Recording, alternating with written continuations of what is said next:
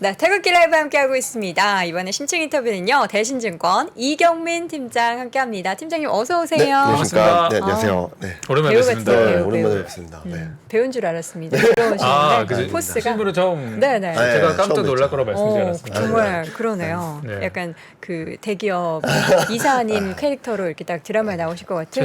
최소 실장님. 네, 그런 전혀 느낌으로. 않는데. 근데 시장님도 잘하시는데 이렇게 출중한. 대단합니다. 또 스타일도 되게 좋으시는데 사모님께서 사모님께서 다 챙겨주신다고 지금 CG로 폭죽을 터뜨려준 우리 PD님도 센스가 장난이 아닙니다. 그때 뭐 스타일 좀 우리 팀장님의 8월 전망 한번 저희 들어볼 수 있을까요? 네, 저는 생각했던 것보다 지수가 좀 많이 떨어지긴 했었는데 네. 7월 들어서면서부터 저는 좀 반등이 있을 거다. 2,300 깨진 않을 거고 그때 7월부터 지나면서 좀 반등이 있을 거다라는 말씀을 드렸었는데 다행히 반등이 나왔죠. 그렇죠. 굉장히 의견이 분분했었던 것 같아요. 2분기 실적 시즌 그리고 7월 FMC 회의 여기에 대한 여러 가지 의견들이 있으면서 반반이었던 것 같아요. 제가 세미나 다니면서 절반 정도는 FMC 부담도 있고 실적이 안 좋을 거다. 그래서 7, 8월 달에 무너져 내릴 수 있다. 그러면은 2,300보다 더 낮은 레벨로 갈 것이다. 근데 저는 지금 눈높이가 좀 많이 낮아진 상황이라서 더 나빠지기보다는 조금만 좋아져도 아니면은 걱정했던 것보다 조금만 나아져도 시장이 안도할 수 있지 않을까라는 말씀을 드렸었거든요. 그래서 제가 요즘 많이 다니면서 말씀드리는 게 요 그림을 통해서 좀 많이 설명을 드리는데 일단은 연초 이후 시장 흐름들을 보면은 물가, 통화정책, 경기 요 세 가지 고리를 가지고 계속 시장을 밀어냈던 것 같아요. 그렇죠. 물가가 너무 높다. 통화정책은 더 매파적으로 할 거다. 그리고 경기는 더 안 좋아질 거다. 이 상호작용 서로 악순환의 고리가 형성됐다라 그러죠. 요 하나만 건드리면 요 세 가지 고리가 막 연속되면서 계속 시장이 밀려났었는데 다행히 7월 달에는 원자재 가격이 좀 많이 떨어져 있었고요. 유가도 $100 밑으로 가고 그리고 7월 FMC에서는 파월 연준의장이 좋게 말해준 부분도 있었지만 이제 금리 인상 사이클의 7분응선을 지난 것이 아닌가. 지금까지 2.25%를 올렸는데 앞으로 점도표 기준으로는 1.3 그리고 지금 블룸버그 컨센 기준으로는 1.15 그러니까 앞으로 올릴 게 적게 남을 수도 있는 거 아니야? 라는 기대감을 좀 가졌고요. 그리고 그 시작점이 6월 CPI라고 생각을 하는데 예상보다는 높게 나왔지만 원자재 가격이 레벨 다운됨으로 인해서 요 악순환의 고리 계속 뺑뺑뺑뺑 맴돌았던 악순환의 고리가 좀 약해졌다. 라고 생각을 하고 있고 또 2분기 GDP 성장률이 나온 뒤에는 경기 침체를 거의 기정사실화했던 분위기가 침체 아니야 뭐가 맞는 거야 라는 퀘스천 마크를 던지면서 이 악순환의 고리가 좀 약해졌다. 물가 정점 통과한 거 아닌가? 통화정책은 이제 7분응선 지난 거 아닌가? 네. 경기는 침체? 진짜 침체 맞아?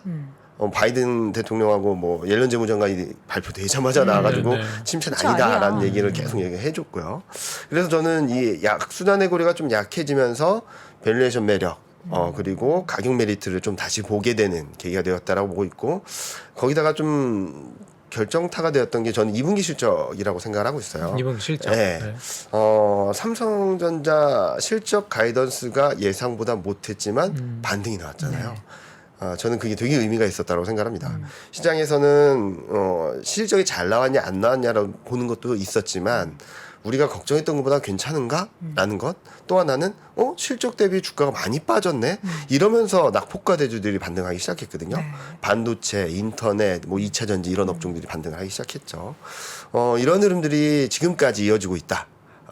그런데 뭐 최근 뭐 펠로시 하원 의장이 대만 방문하는 것들 그리고 경기 지표들을 좀 확인하는 과정에서 좀 등락은 있었지만 저는 여기서 무너지는 그림이라기보다는 8월까지는 코스피가 좀 더 반등을 이어가지 않을까라는 생각을 하고 있고요. 중요한 포인트는 여기 가운데 그려드린 것처럼 8월 10일, 7월 CPI죠. 네. 근데 저는 지금 시장 컨센서스가 CPI는 9.1에서 8.9나 뭐 8.8 이 정도로 전망이 되고 있고 코어 CPI는 5.9에서 6 또는 6.2 정도로 전망이 되고 있거든요. 저는 좋은 시간을 일 것 같다라고 생각을 하고 있어요. 그리고 예상했던 것보다 좀 낮을 수도 있지 않을까라는 생각을 하는데 일단 유가가 지금 7월 평균 가격이 100달러거든요. 그렇죠. 네. 그렇게 되면은 전월 대비 변화율이 마이너스 12%, 13%가 됩니다. 그리고 가솔린 가격도 전월 대비 마이너스 16%. 6월 평균 대비 7월 평균. 7월 평균 가격이. 그러면은 일단은 코로나19 이후 가장 낮은 레벨까지 떨어져 있거든요. 그럼 유가가 지난달에 전월 대비 변화율을 0.7을 끌어올렸는데 이게 마이너스로 가게 된다면 일단 좀 레벨이 떨어질 수 있는 그림. 그리고 전년 대비 변화율도 6월 달을 보면은 평균 가격 기준으로 보면 6월 달은 전년 대비 68% 정도 됐거든요. 네. 근데 지금 7월 달로 100달러를 기준으로 본다면 한 38% 정도가 돼요. 그러면 이 레벨도 떨어지는 거라서 물가 레벨이 좀 꺾이게 되면은 지금까지는 이 악순환의 고리가 좀 약해졌는데 저는 좀 잘 작동을 할 수 있지 않을까라는 생각을 하고 있어요. 왜냐하면 특히 8월 달에는 FMC가 없거든요. 네. 그래서 물가 정점을 통과했어. 그리고 통화 정책은 완화적으로 할 거야. 경기는 생각보다 나쁘지 않네. 이러면은 좀 덜 나쁜 거 아니야? 라는 생각을 하면서 달러 약세, 채권금리 하향 안정세가 좀 지속되면서 8월 말 9월 초까지는 코스피가 좀 더 반등을 이어가면서 코스피 2,500, 2,600선 회복 시도가 좀 이어질 수 있다라고 생각을 하고 있습니다. 그 시장이 이제 어쨌든 이 물가를 뭐 정점으로 해서 네. 어쨌든 8월에 좀 베어마켓 랠리가 좀 기대된다는 네. 예측들이 이제 많이 나오고 있는데 네. 한편으로는 그런 반론들도 있는 것 같아요. 그러니까 실적은 사실 3분기에 맞아요. 본격적으로 네. 이 경기 침체 반영해서 빠지기 시작할 거다. 네. 그리고 이제 물가가 조금 뭐 피크아웃 하는 듯 했지만 레벨이 크게 안 빠지면 결국 연준이 이제 네. 더 금리 내릴 걸로 기대하다가 내년에 다시 올리는 거 아니냐 뭐 이런 게 좀 대표적 반론들인 것 같은데 맞아요. 팀장님은 여기에 대해 좀 어떤 생각을 갖고 계십니까? 그거는 저도 거기에 전적으로 동의를 하고 있고 네. 그래서 저는 지금 단기적으로 기술적 반등 베어마켓 랠리 정도로만 말씀을 드린 이유가 딱 그 포인트예요. 지금은 괜찮아. 우리가 걱정했던 것보다 조금은 나아. 라는 심리가 돌아가고 있는데 저점을 더 깨는 정도는 아니야, 뭐 이런 건가요? 네. 근데 말씀하셨던 대로 이제 9월 FMC가 9월 21일, 22일 날 있고 네. 이제 9월 중순을 지나면 3분기 실적을 확인하면서 저는 시장이 또 한번 꺾일 수 있다고 생각하거든요. 그래서 지금은 단기적으로 트레이딩 할 수 있는 기회는 있다. 좀 순환매가 좀 빠르게 나오곤 있지만 좀 단기적으로 낙폭과대 그리고 외국인 매매 패턴을 보면 한 5에서 8% 정도 수익을 낼 수 있는 기회가 오는데 문제는 이제 코스피가 2,500, 2,600 여기서 더 올라가면 올라갈수록 조심해야 될 때다. 요 그림을 한번 보여드리면 좀 복잡할 수도 있는데 제가 여기 깜장색 점으로 점을 그려드린 게 지금 국면인 것 같거든요. 네네. 기술적 반등이 절반 정도가 왔다라고 생각을 하는데요. 지금은 역금융 장세에서 역실적 장세로 전환되는 과정에서 좀 과도기적인 반등이다. 조금 애매할 수도 있는데 그 의미가 뭐냐면 역금융 장세는 전형적으로 경기가 좋았던 게 후퇴하는 구간입니다. 그렇죠, 네. 그래서 금리는 오르고 실적 전망도 상향 조정돼요. 그런데 문제는 뭐냐면 금리 인상, 긴축 이것 때문에 밸류에이션이 엄청나게 떨어지게 됩니다. 이번에도 한국도 그렇죠. 14배였던 게 8배, 8.5배까지 떨어졌던 그렇죠, 거죠. 네. 그리고 그 다음에 볼 수 있는 게 역실적 장세인데 이때는 경기가 진짜 안 좋은 거예요. 경제 지표들 보면 전년 대비 변화율이 마이너스로 가고 뭐 ISM 제조업 지수나 이런 것들은 50 밑으로 내려가고 뭐 이런 그림들이 나오겠죠. 전형적인 경기가 많이 안 좋아지는 그림이라서 이때는 채권 금리가 하락하고 실적 레벨이 떨어져요. 그래서 역실적 장세에서는 밸류에이션이 조정되는 게 아니라 이익이 레벨 다운되면서 주가 레벨이 떨어지는 그림을 보여주거든요. 그래서 저는 이 과도기적인 반등이라고 말씀드린 이유는 밸류에이션이 이만큼 떨어졌는데 채권금리 꺾였잖아요. 그렇죠. 싸다라는 논리가 잠깐 먹힐 수 있는 구간이라는 거죠. 거기다가 2분기 실적 시즌이 되면서 실적 대비 주가가 많이 떨어졌네. 그리고 실적을 보니까 최근 나온 실적을 보면은 약 50% 좀 넘는 수준이 예상보단 좋았어요. 예상보단 괜찮네 하면서 좀 기술적 반등을 할 수 있는 단기 가격 밸류에이션 매력에 의한 반등을 할 수 있는 구간인데 그래서 저는 9월 FMC랑 3분기 실적 시즌을 확인하는 9월 중순 이후는 좀 많이 조심해야 된다라는 말씀을 드리고 있고요. 그래서 제가 보는 큰 그림은 이런 그림인데요. 여기도 점으로 그려드린 게 지금 현재 위치 정도라고 보시면 될 것 같거든요. 그래서 전반적인 글로벌 매크로 환경이 안 좋아지는 상황에서 워낙 많이 빠진 데 따른 밸류에이션 매력에 있는 데 따른 기술적 반등은 충분히 나올 수 있겠지만 그 다음에 볼 수 있는 흐름들은 전저점을 지킬 수 있을지 좀 확인해야 된다. 그런 과정에서 저희가 좀 예상을 했던 것은 2,100이 깨질 수 있다 정도까지 열어놓자라는 말씀을 그러니까 기본적으로는 그러면은 우리가 6월에 봤던 저점을 뭐 올해 이탈할 말이나 수 있다. 네. 내년 초쯤에 그 이하의 지수를 볼 볼 수도 수 있다는 게 있다. 기본적인 네, 네, 시나리오인 네. 거죠. 그래서 지금은 뭐 트레이딩 관점에서 접근은 가능한데 길게 보시는 분들은 오히려 반등할 때마다 아까 최창규 본부장이 말씀해줬던 뭐 채권이라든지 달러라든지 이런 쪽에 투자를 하신다면 저는 조금 더 낫지 않을까. 제가 펀드 매니저분들한테는 배당주나 뭐 통신, 유틸리티 뭐 그리고 음식료 이런 쪽들을 말씀을 드리긴 하는데 개인 투자자분들한테는 좀 아니죠. 상대적으로 괜찮을 거라는 거지. 좀 수익이 날 수 있는 쪽은 좀 안전자산 이쪽으로 좀 관심을 가져보시고 내년 올해 말 내년 초 이때 코스피가 2,100이 깨진다거나 아니면 그 위에서 저점을 확인하는 과정들이 있다면 그때 좀 적극적으로 투자하신다면 저는 수익을 또 한번 크게 낼 수 있는 구간으로 들어오지 않을까라는 생각을 하고 있습니다. 그 기본적으로는 어쨌든 올해 말이나 내년 초에 기회로는 더 좋은 기회를 네. 잡을 수도 있다고 있다. 보시는 거고 그 세미나들 다녀보시면 네. 그 이 금리 뭐 상품 내지는 뭐 아까 말씀 주신 배당형 어떤 포트폴리오에 대한 그 펀드 매니저들의 어떤 수요나 관심도는 어때 보이십니까? 굉장히 많죠. 그러니까 지금 트레이딩을 한다고 하더라도 굉장히 짧게 해야 될 것 같아요. 왜냐하면 외국인이 지금 7월 한 달 동안 샀고 오늘도 샀고 계속 사는 것처럼 보이는데 주간 단위로 업종을 보면은 되게 빨라요. 7월 첫째 주, 둘째 주에는 그냥 낙폭과 대주만 샀어요. 그럼 낙폭과 대주가 좀 반등을 하니까 얘네들은 안 사고 이제 실적이 좋았던 애들을 사는 거예요. 자동차, 에너지, 운송 이런 애들을. 얘네는 팔고. 그리고 또 오늘 보니까 또 인터넷 막 이런 애들을 그죠, 사더라고요. 게임주 네. 뭐. 그러니까 지금 외국인 매매 패턴도 어떤 방향성을 갖고 투자하기보다는 좀 단기 트레이딩에 좀 집중하는 것 같고요. 구간에만 네. 집중하는 네. 전략인 거죠. 짧게 먹으려고 하는 것 같고요. 또 하나 특징적인 것은 외국인이 이 와중에 꾸준히 사는 게 통신하고 음식료예요.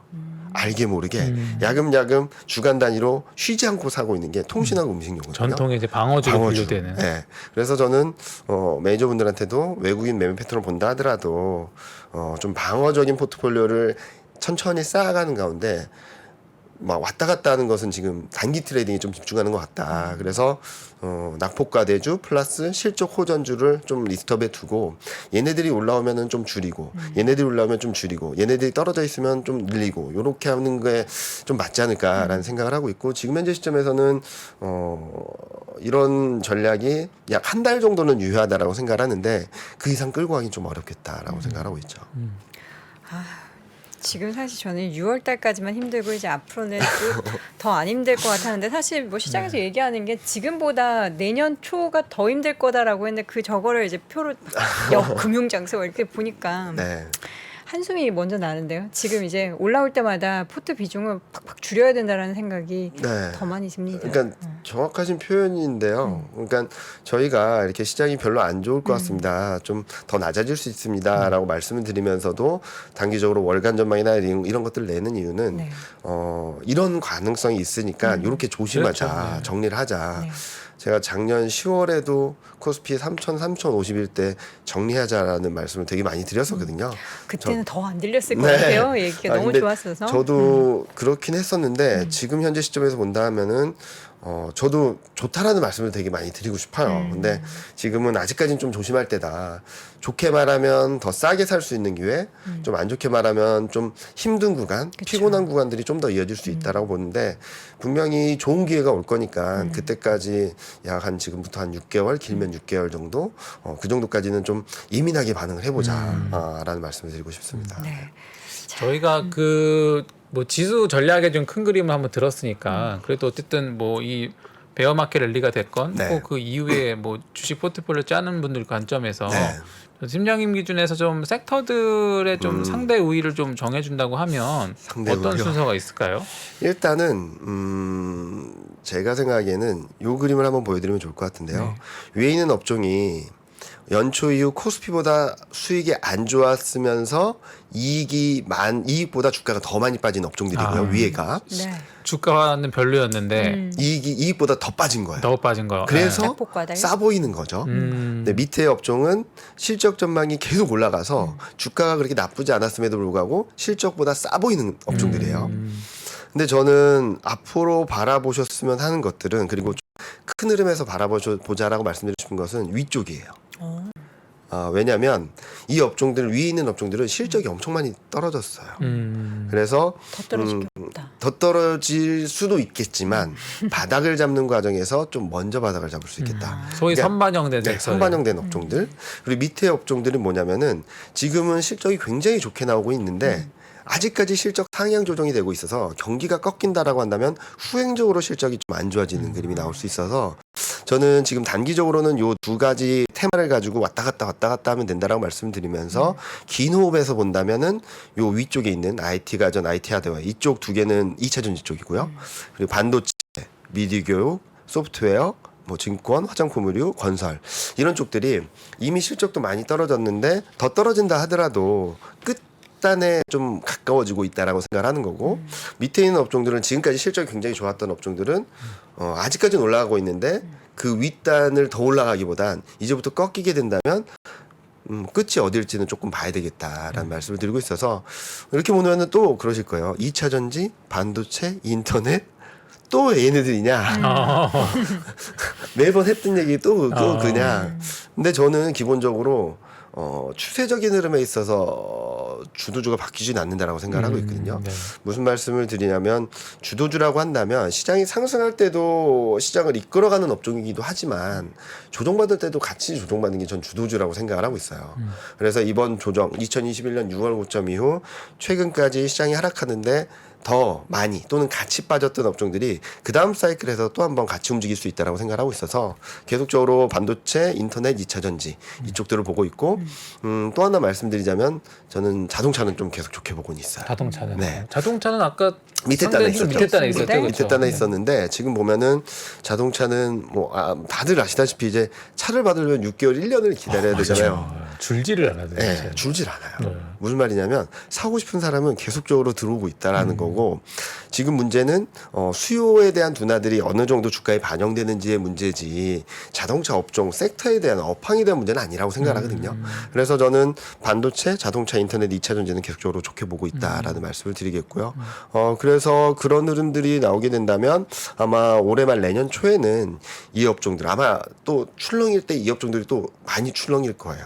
이 업종들을 싸게 잘 사시면 2023년, 24년 굉장히 생각보다 하셨던 것보다 높은 수익률을 거두실지 않을까라는 생각을 하고 있습니다. 아까 통신이랑 음식료 쪽에 대한 수가 되게 많다고 말씀 네, 주셨는데 그쪽 섹터들에 대한 그 대신증권의 뷰는 어떠세요? 좋죠. 좋죠. 그리고 통신업종 같은 경우는 저희 섹터에 널리스트 하는 분은 통신을 더 이상 방어주로 보지 마라. 실적이 너무 좋다. 성장한다 이제. 네네. 그런 말씀을 하실 정도로 통신업종에 대한 좋은 부분들이 있는데 근데 제가 이렇게 설명을 드리면 펀드 매니저 분들은 좋은 건 알아. 근데 싸질 않아.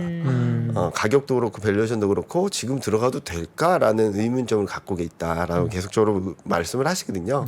근데 저는 최근 받는 과정에서 통신업종이나 이런 종들이 좀 슬로해지는 것들을 보여주고 있거든요. 이때 조금씩 담아놓자라는 말씀을 드리고 있고 통신은 방어주 성격도 있지만 배당주 성격으로도 계속적으로 잡히고 그렇죠. 있어요. 네. 네. 그래서 여러 가지 성격이 있어서 저는 통신업종은 굉장히 매력적이다라고 보고 있고 또 음식료는 최근 곡물 가격이 굉장히 많이 빠졌어요. 네. 그렇죠. 고점 대비로 보면은 네.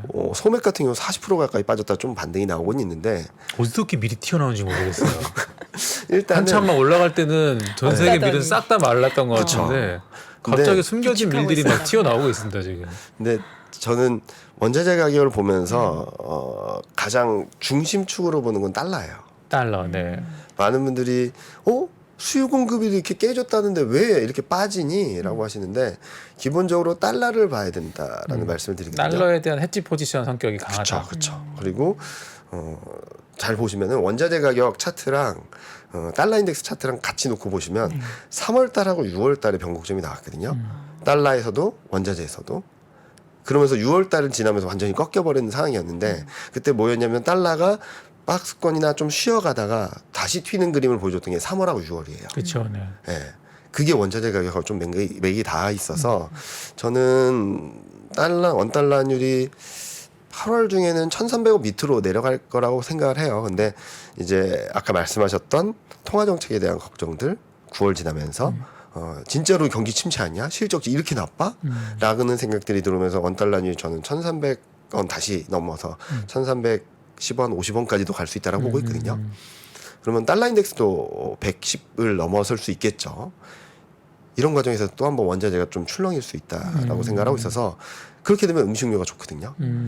시차를 두고 제품 가격은 올릴 거고 네. 원자재 가격이 떨어지니까 떨어지고 마진이 이 마진 스프레드가 좀 지금까지는 별로 실적이 좋지 않았어요. 그렇죠. 네. 근데 앞으로는 좀 좋아질 거야. 벌어지는 라는, 구간이 온다, 이제. 들어오니까 그래서 통신하고 음식료가 좀 방어주로서의 매력도는 높다라는 말씀을 드릴 수 하긴 있을 음식료 것 같아요. 기업들이 그 원재료 가격 올라갈 때 가격은 올려도 곡물가 빠졌다고 다시 가격을 내리진 내리는 않죠. 경우들은 한번 뭐 올리면 맞아요. 내리지 내리지 않죠. 않죠. 그리고 그래서 저희 음식료하는 애널리스트 분도 계속 말하는 게 많은 분들이 원자재 가격 오르면 곡물 가격 오르면 음식료를 되게 좋게 생각하시는데 그게 아니다.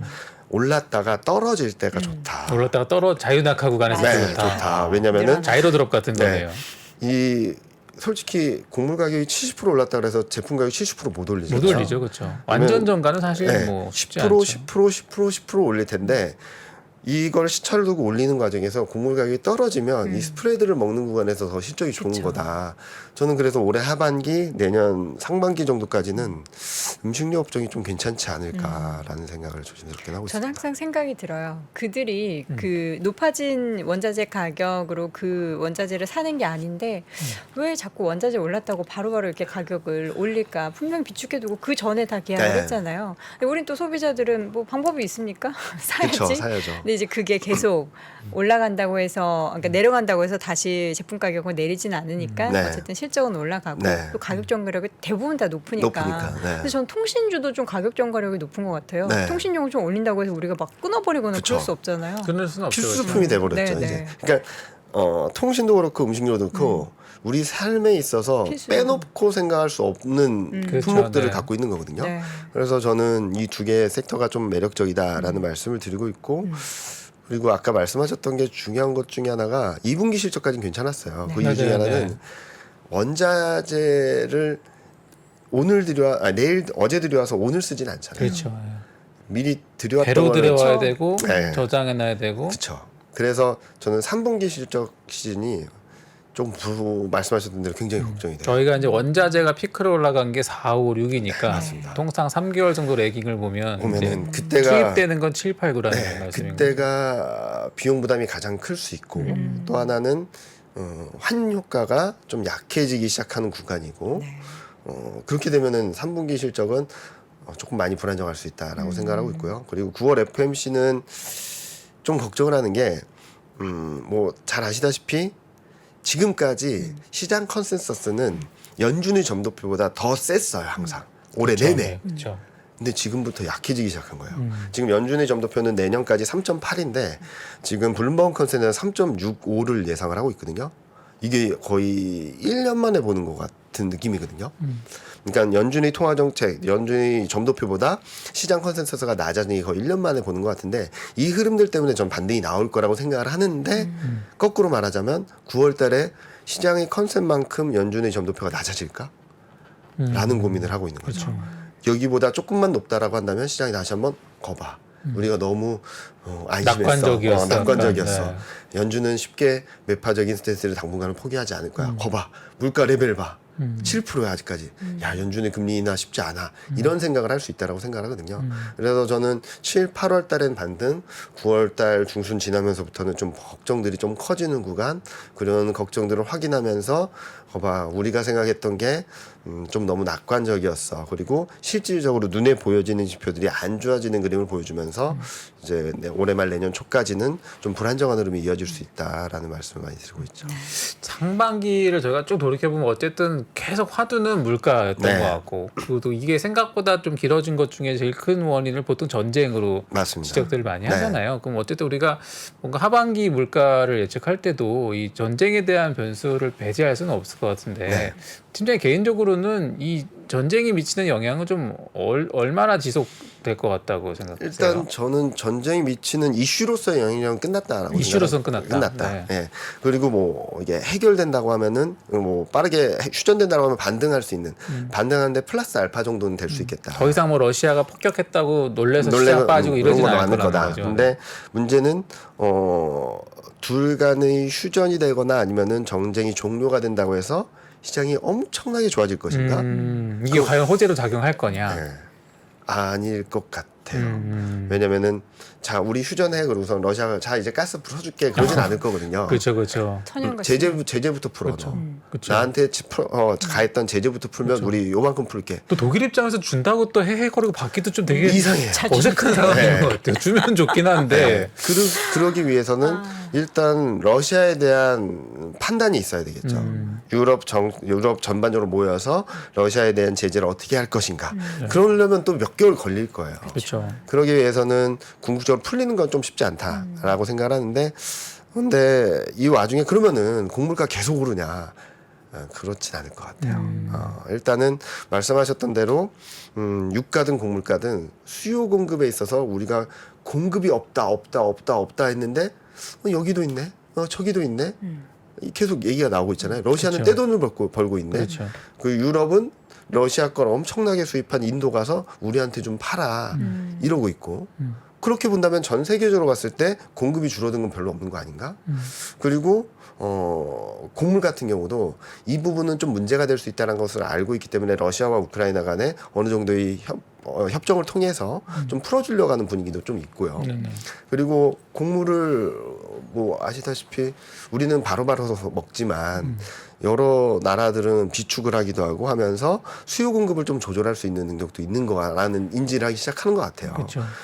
그런 것들이 좀 바뀌는 상황에서 저는 매파적인 금리 인상, 굉장히 강력한 금리 인상의 으로 인해서 이런 원자재 가격이나 그런 것들이 잡히지 않을 거다. 전쟁 때문에 안 잡힌다라고 생각했던 게 최근 들어서 조금씩 깨지는 것 같아요. 달러 때문에. 그래서 저는 긴축적인 매파적인 스탠스가 좀 더 이어지게 되고 경기 침체에 대한 걱정들이 실질적으로 들어오게 되면 생각보다 물가가 좀 빨리 떨어지지 않을까? 레벨이 좀 많이 낮아지지 않을까?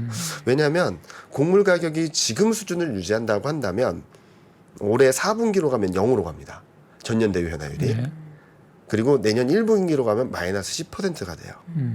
내년 2분기로 가면 가만히만 있어도. 마이너스 20%가 돼요. 그러면은 당분간은 음식료와 식품 가격을 올릴 수밖에 없겠지만 이게 마이너스 20, 마이너스 10%로 가게 되고 물가가 너무 높다라고 생각을 하고 바이든 대통령도 물가에 대해 이렇게 막 곤두서 있는 상황이라는 거 감안해서 본다면 곡물 가격이 이렇게 떨어지는데 식료품 가격이 무작정 올린다? 그것도 쉽지 않다라고 생각하거든요. 그렇게 된다면 생각보다 조금 물가가 좀 잡히는 그림들이 내년 1분기를 지나면서는 나오지 않을까라는 생각을 물가라는 했어요. 거는 뭐 전년 동기 대비거나 그쵸. 네. 전월 대비로 항상 측정을 네, 하니까. 측정을 하니까. 그리고 주택 경기는 조금 불안해요. 아, 그렇습니까? 네. 아. 주택 경기는 물가에는 반영되지 않고 있지만 지금 하락하는 속도가 금융 위기 때보다 빨라요. 여기서 주택 경기라고 하는 거는 미국입니까? 미국이요. 한국입니까? 미국 기준으로. 한국은 지금 이렇게 좀 꺾이는 모습을 보여주고 있는데 미국은 거의 아직까지는 플러스긴 합니다. 전년 대비로 보면. 네. 근데 거의 수직 낙하하는 그림 같이 보여지고 있거든요. 그런 그림들을 본다면 단기적으로는 굉장히 불안정하다. 네. 그런데 이 또한 물가 안정의 플러스 요인이다. 아, 물가 자체만 놓고 보면. 네, 물가 자체만 놓고 본다면. 그래서 어떻게 이것도 저렇고 이것도 저렇다고 하냐. 근데 좀 시계열을 놓고 본다면 지금 상반기에는 물가에 완전 포커스가 맞춰져 있는데 그렇죠, 네. 이제는 지금부터는 이제 경기에 대한 포커스가 맞춰질 텐데 경기에 대한 포커스가 맞춰지다 보면 어느새 물가는 안정돼 있을 수도 있다. 그렇죠. 그러면 다시 물가로 가게 되면 통화 정책으로 가면서 그렇죠. 시장이 바닥을 잡는데 힘을 실어줄 수 있는 변수가 될 수 있다. 그래서 저는 내년 1, 4분기 올해 말 내년 초에는 좀 변할 수 있다라고 말씀드린 이유가 그런 그림들이 나오게 된다면 시장에서는 통화 정책을 좀 완화적으로 가는 그림, 경기가 더 나빠지진 않을 거다라는 그림, 그리고 그런 그림들이 좀 맞춰지게 되면 올해 하반기에 안 좋았던 경기가 내년 하반기에 들어오고요. 그렇죠, 그렇죠. 그리고 2023년 상반기에 안 좋았던 경기가 2024년 상반기에 들어와요. 기저효과로. 그러면 자연스럽게 이렇게 턴어라운드하는 그림을 만들어주지 않을까 그런 생각을 하고 있어서 저는 이번 사이클만 잘 극복해 나간다면 굉장히 좋은 통화 정책은 완화적으로 가고 경기는 턴어라운드하는 구간으로 진입할 수 있다. 거기다가 달러는 좀 약해지는 그림, 여기다가 산업 사이클, 또 교체 수요 이런 얘기들이 들어올 수도 있거든요. 그런 것들이 좀 맞물리는 구간이 저는 2023년 하반기부터 가니까 그리고 2024년까지 이어질 수 있지 않을까라는 생각을 하고 있어서 이번 사이클만 잘 극복해 나가신다면 생존에 있으면 네. 서바이벌을 잘 하시면은 네. 저는 2024년까지는 생각했던 것보다 굉장히 좋은 저는 기본적으로 역사적 고점을 넘는다고 보고 있거든요. 그런 그림들을 열어볼 수 있겠다라고 생각하고 이런 있습니다. 거 같네요. 그러니까 어쨌든 궁극적으로 물가들이 안정화되면서 뭔가 통화 정책이 긴축해서 완화로 맞습니다. 넘어갈 건데 네. 다만 그 시기가 3분기는 아니다. 그렇죠? 네, 3분기는 아니다. 네. 그리고 4분기는 올해 하반기에 당장 그게 바로 적용되기는 좀 어려워 어렵다. 보이고 네. 이런 것들이 눈에 들어오려면 최소 내년 뭐 1, 빠르면 4분기, 상분기, 네, 상분기 늦으면 정도 하반기 돼야- 정도. 네. 그래서 제가 요즘 많이 말씀드리는 것은 궁즉변 변즉통이라는 말이 있어요. 네네. 이게 궁하면 변하고 변하면 통한다는 얘기고 그렇죠. 마지막 말이 통즉구예요. 통하면 영원하다인데 주식시장에는 영원한 게 없으니까 이거 빼고 그렇죠. 궁즉변 변즉통이라 말씀드리는데 시장 경기가 안 좋아 침체하는 만큼 변화할 수 있는 여지는 커진다라는 거죠. 그래서 너무 많은 분들이 경기 침체에 대한 걱정들을 굉장히 많이 하실 때 저는 거꾸로 물가나 이런 쪽을 다시 봐야 된다. 그리고 통화 정책을 다시 봐야 된다라는 말씀을 드리고 싶고요. 그렇게 변하게 된다면 어느새 물가 통화 정책 좋아져라고 하면은 어느새 거기에 발맞춰서 경기는 저점을 지날 것이다. 그러니까 최악의 상황에서 변화들은 계속적으로 나왔었거든요. 코로나 때도 그랬고 금융위기 때도 그랬고 그런 흐름들이 내년 상반기 1, 4분기 중에는 나올 수 있다라고 생각하고 있으니까 그때까지는 조금은 피곤하지만 좀 짧게 대응하시거나 아니면 오히려 그래 잘 모르겠어 안전자산 달러 채권으로 조금 방어하다가 증시가 진짜 레벨 다운되고 많이 흔들리거나 2200대로 가면 분할 매수한다거나 그런 식으로 전략을 가져가신다면 다시 한번 바이앤 홀드할 수 있는 기회가 충분히 올 수 있다라고 생각하고 있습니다. 저는 개인적으로 또 하나 궁금한 게 네.